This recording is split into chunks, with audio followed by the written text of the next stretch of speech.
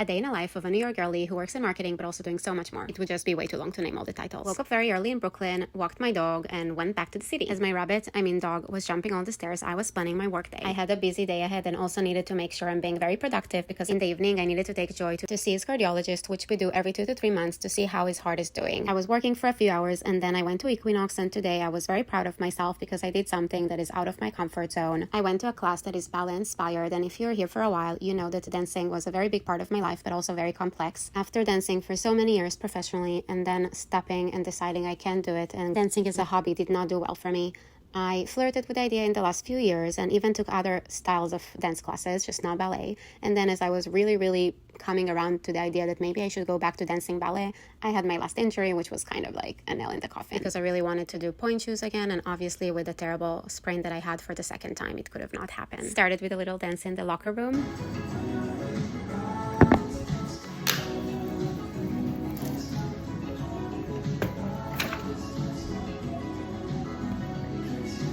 Did my ponytail and ran to class. I'm not gonna lie, I was kind of nervous but also excited because I knew the teacher and I love her from yoga classes, and I knew this will be the safest space for me as a retired ballerina to do my thing. The class was a fun workout, very ballet inspired but not a ballet class, and here I got some playtime, which is very rare at Equinox because they usually rush you out to clean for the next class. I felt very proud of myself because coming back from this injury was very challenging for me and I felt like my progress was stopped, and I'm also aware that my expectations of myself as a former dancer, someone who did it for life and grew up to always think they're not as good, are very high. But despite the fear of having my progress stopped, or despite the fact that my handstand practice was in a major decline after this injury because I couldn't jump on my leg, I decided to stay and try. And as you can see here, I didn't only film the success, I also filmed the fail attempts, because it's part of the process and honestly just part of life. I will definitely go back to this class, and maybe I would even end up in a ballet class because who knows, I'm stronger, I grew up, and I think I can do it. Yeah, I think I can beat this trauma and enjoy dancing again. Anyways, back to my day. I went back home, changed quickly, and went to film a collaboration for my food blog in a lovely